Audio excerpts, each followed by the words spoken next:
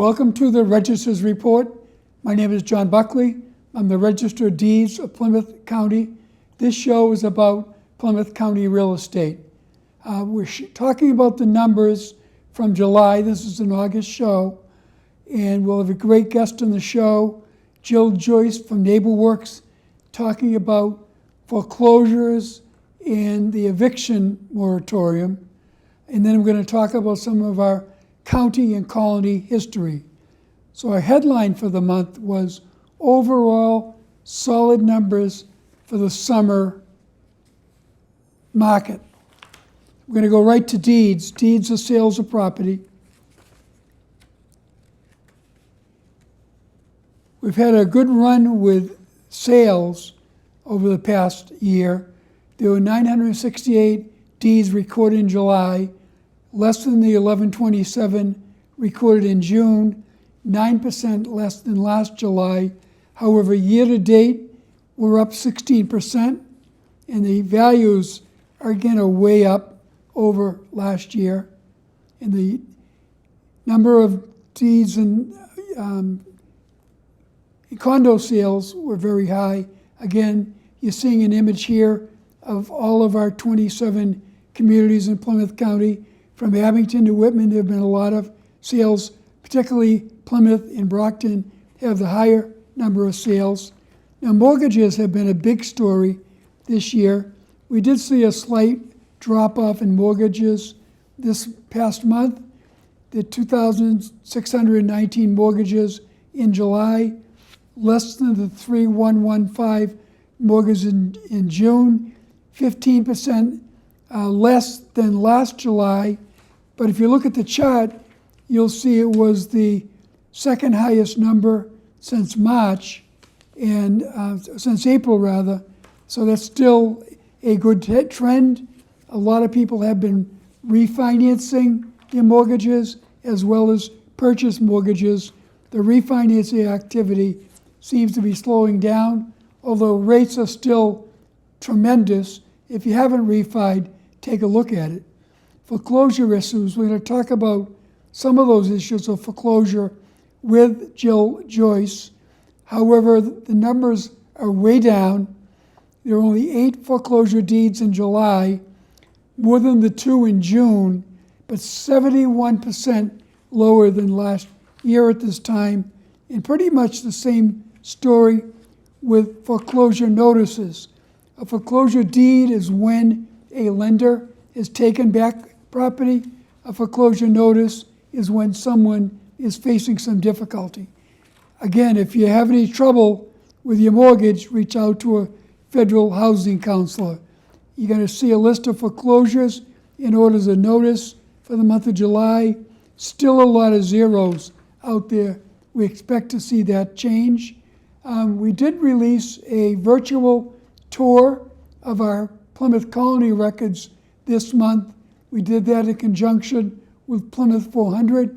Tells a lot of great stories about the Plymouth Colony records.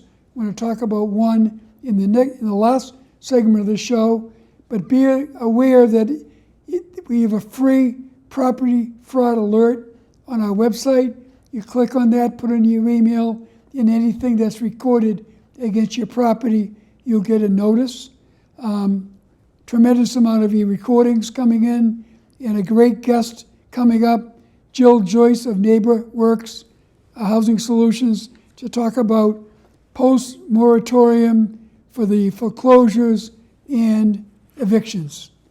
We'll see you in the next segment. Welcome back to the Register's Report. My name is John Buckley. I'm the Register of Deeds of Plymouth County. In this segment of the show, we always do something educational in nature. We've had surveyors, appraisers, many realtors, and other people involved in the real estate business. On this particular show, I have a great repeat guest.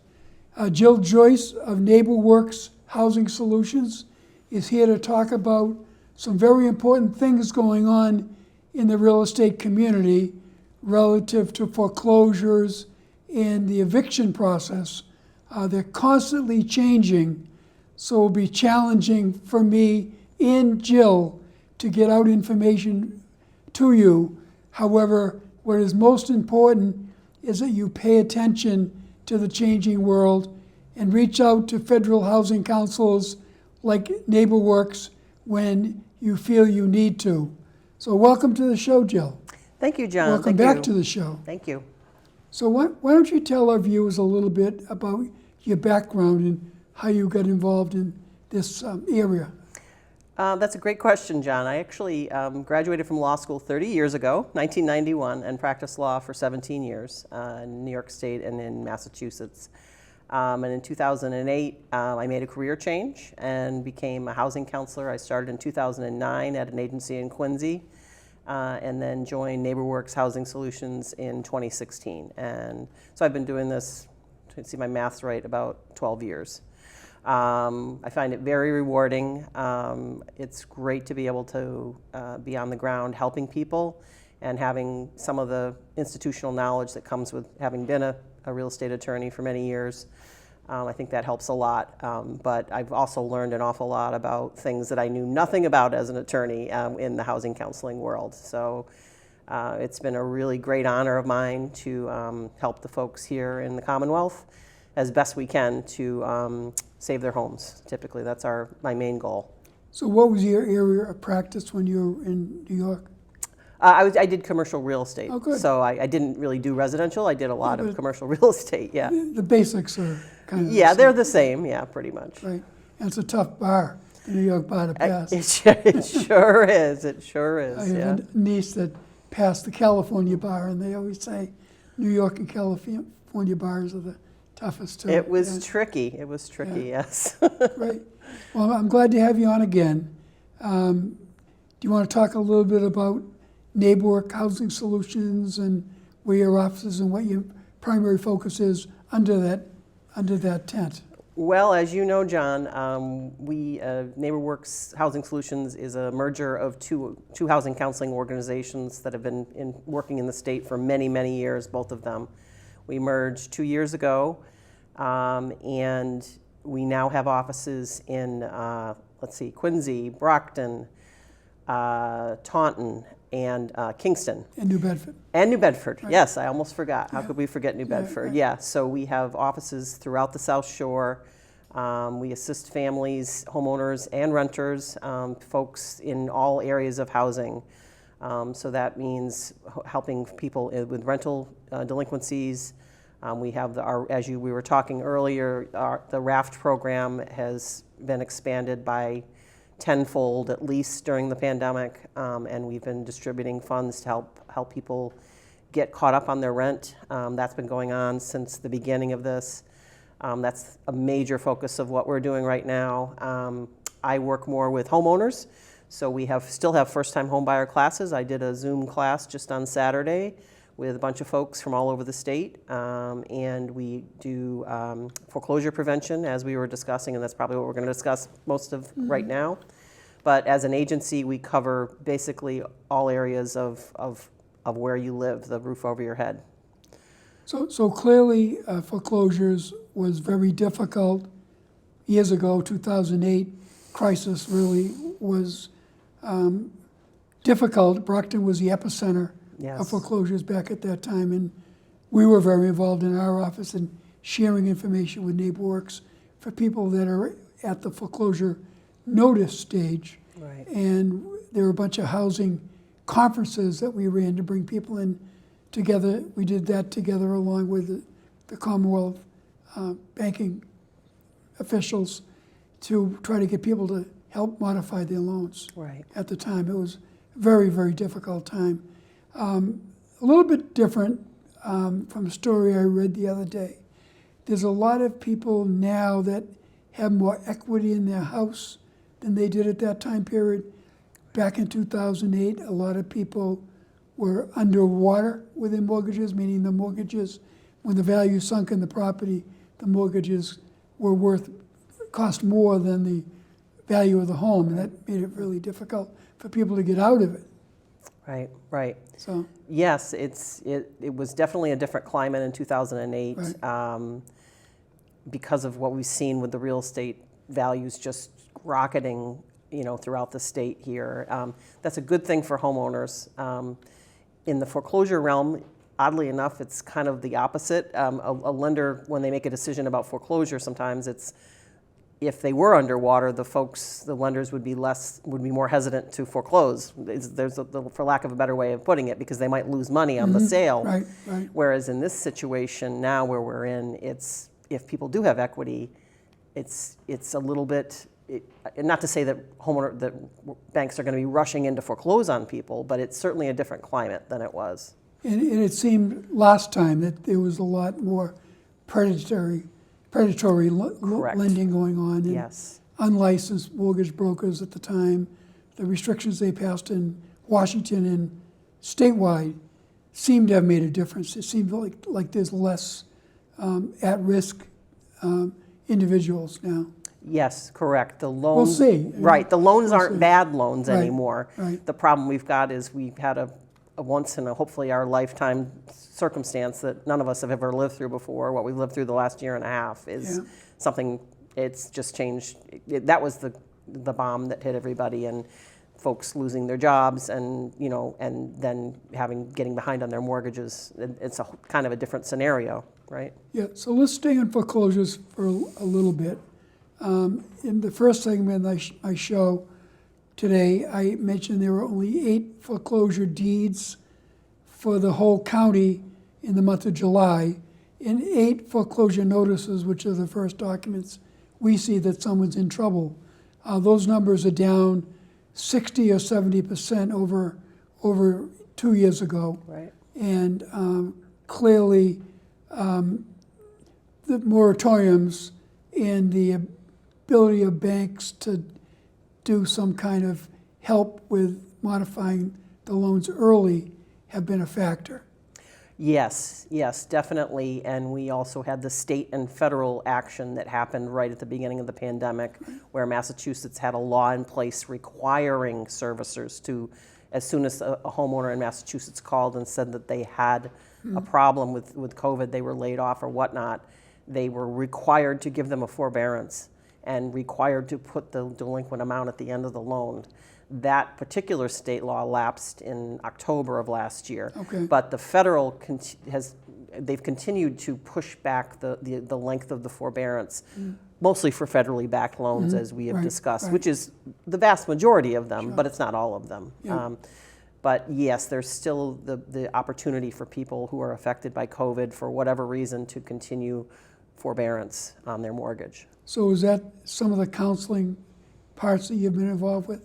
Yes, generally we've been very lucky. The servicers and loan servicers seem to be doing what they're supposed to be doing. We haven't had a influx of really bad situations so far. We're hoping that this continues, that the servicers recognize, these loan servicers recognize, you can't get blood from a stone, and you can't, if people don't have a job, they need to be in forbearance. Right. And then at the end of the forbearance, hopefully for most people, my hope is that the lenders will be smart enough to realize that obviously this person is not going to be able to come up with the whole amount that was in forbearance, and instead they will put it at the end of the loan or possibly modify their loan. That's our hope.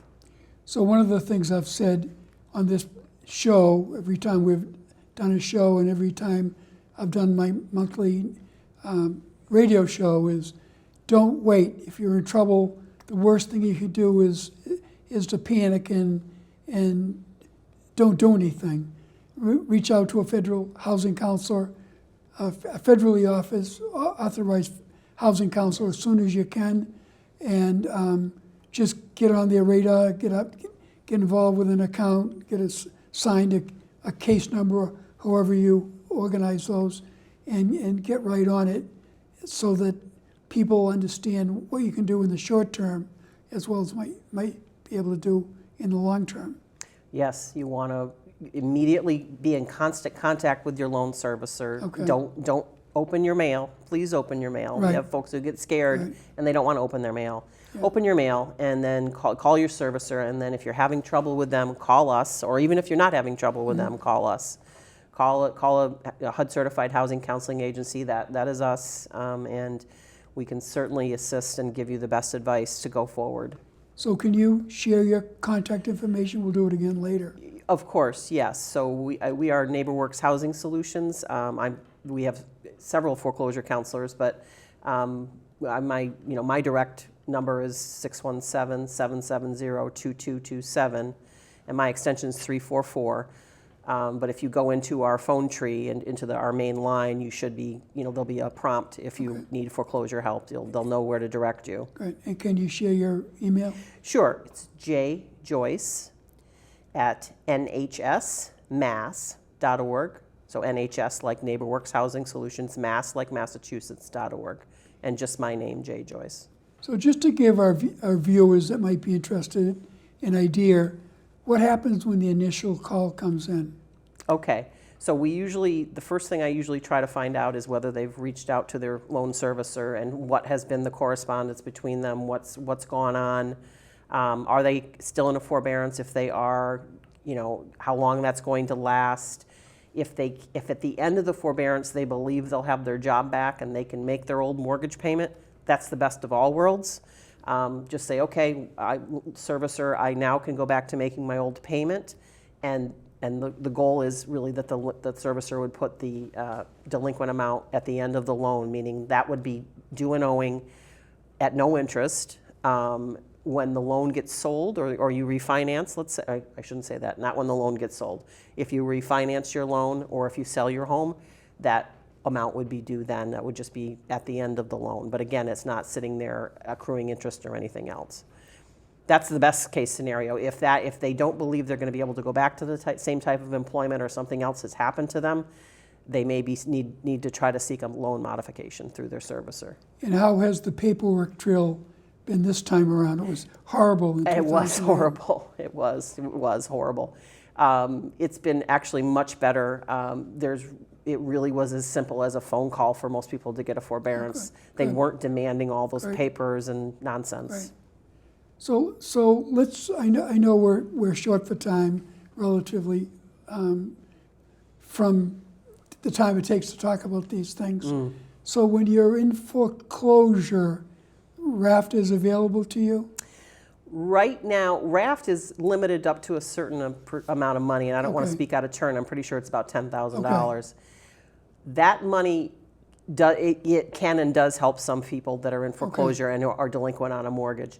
The more likely that can be an option for people, and if that's going to work, you can always apply for RAFT. You do that right at our website. You go right to nhsmass.org if you're in our service area. You will be. You have even if you're not in our service area, you just go to RAFT Massachusetts and you'll find your service area. There is another fund of money that's coming through the CARES Act.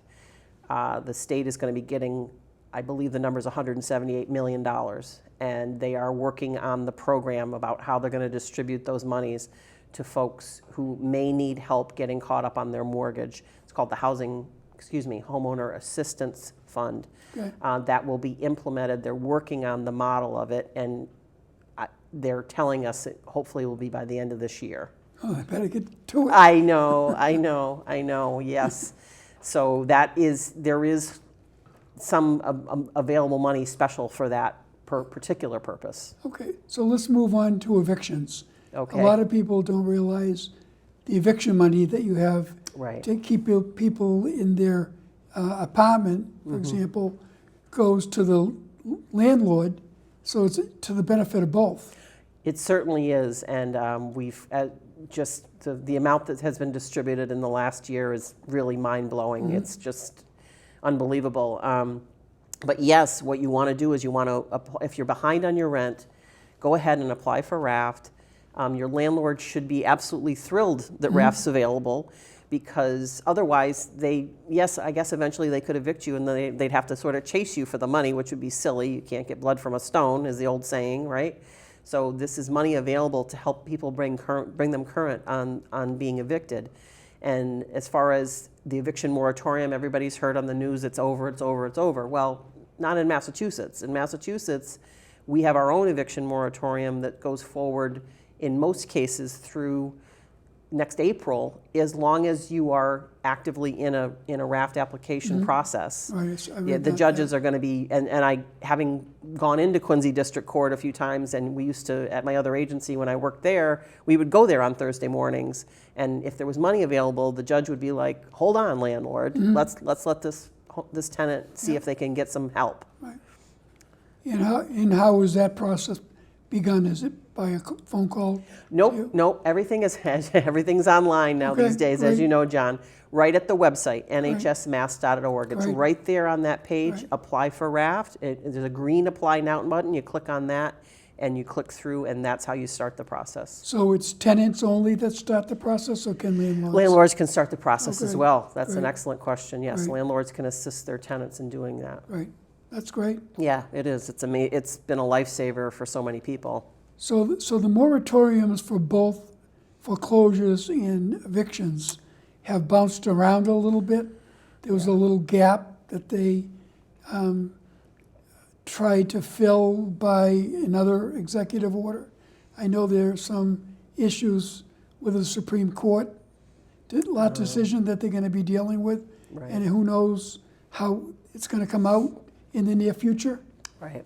So right now, people should just go forward and keep going as if it's going to stay forever, and put your application in. Absolutely, yes, yeah. I would say, the goal here is for people not to be on the street. I Right. mean, that's what our state wants, and that's what the money is there for, and don't hesitate to make the application. Like I said, it's helped so many people remain in their homes. Great. So let's take the last minute to restate your contact information. I think it's important. Describe the agency again and how to reach you. Okay, so it's NeighborWorks Housing Solutions, and our main website is nhsmass.org. That's your great entry point if you want to get a lot of information about what's going on, at the agency. That's where you'll be able to see all the different programs that are available. The ones most people are probably interested from watching this show is the foreclosure prevention, and certainly the assistance with rental issues. But that's where you're going to want to start. You certainly can call. I'm not discouraging anybody from do that, but the website is a great first stop. The phone number again is 617-770-2227, and that's going to bring you to a menu of different services. My particular extension is 344, and I deal with, again, the foreclosure prevention issues. And as far as the raft and the money's available, you're going to want to go directly to the website and start there. Great. I want to just share one more related point with our viewers. One of the things we've done since the last housing crisis is provide the notices of foreclosure to NeighborWorks.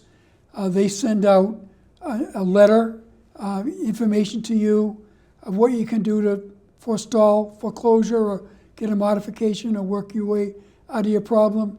You're going to get a lot of mail coming from all different kinds of parties looking to help you out. Clearly open the NeighborWorks one, and you'll find that they know what they're doing. They've done a great job helping people out, and pay attention to your status, pay attention to that mailing. Thanks, Jill. Thank you, John. Great. It's terrific. Welcome back to the Register's Report. My name is John Buckley, and I'm the Register of Deeds of Plymouth County. Jill Joyce of NeighborWorks Housing Solutions did a great job at describing what is a moving target for foreclosure and eviction help. Some of the programs are still a work in progress, but if you're in trouble in either case, reach out to a federal housing counselor immediately. NeighborWorks Housing Solutions is a great agency authorized and licensed by the federal government to help people through these problems. This segment of the show is always a little lighter in nature. We talk about some of our holidays, some of our county records, and one of our colonial records. The holidays for the month of August: National Lighthouse Day on the 7th, which we'll come back to; National S'mores Day on the 10th; Tell a Joke Day on the 16th; Senior Citizen Day on the 21st; National Dog Day the 26th; and Women's Equality Day on the 31st. Our first county notable record is Hannah Thomas. She was America's first lighthouse keeper.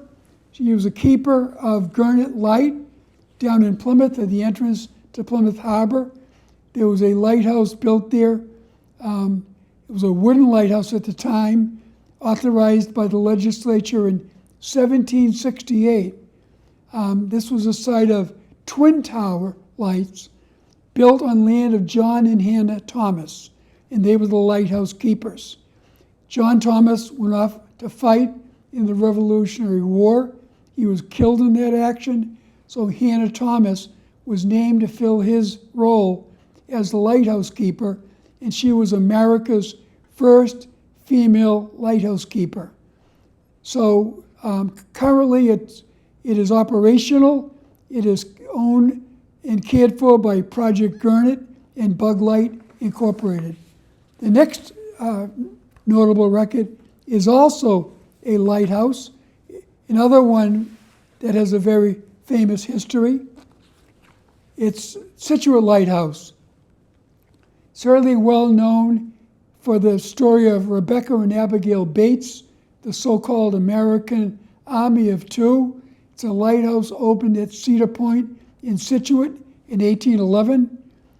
Simeon Bates was the first lighthouse keeper. When he was away, he left his daughters Rebecca and Abigail in charge of the light. They saw barges filled with British soldiers being launched from a frigate, and they were coming into the harbor.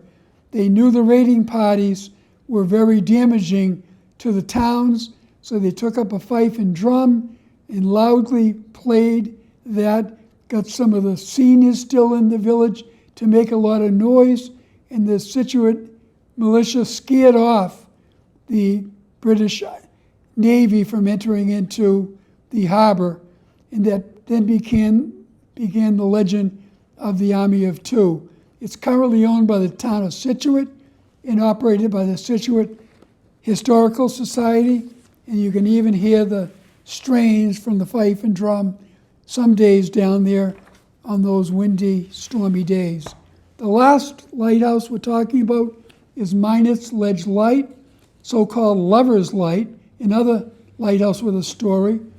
Constructed in 1860, 1 mile off Scituate. The first lighthouse was washed away. Before the lighthouse was constructed, there were many shipwrecks. And in May of 1894, a new flashing lantern was installed with a 143 flash. Lovers on the shore soon found the flashes contained the same numerical count as the words "I love you," hence the name. It's 114 feet tall. It is being sold by the federal government, is now in private ownership. And last but not least is one of our colony records. It's a record from Sandwich in 1639. It just showed how tough the rules were at that time. If you weren't a member of the local church, you could not be a citizen of the town. Clearly, there was a strong connection between church and state in that era. It shows how intertwined they were and how strict the rules were on that time. I want to thank Emma Reardon for the help with the show today. Christine Richards and Lorna Green helped me put this show together. We'll see you in the next segment. I hope you have a good rest of the summer and happy Labor Day.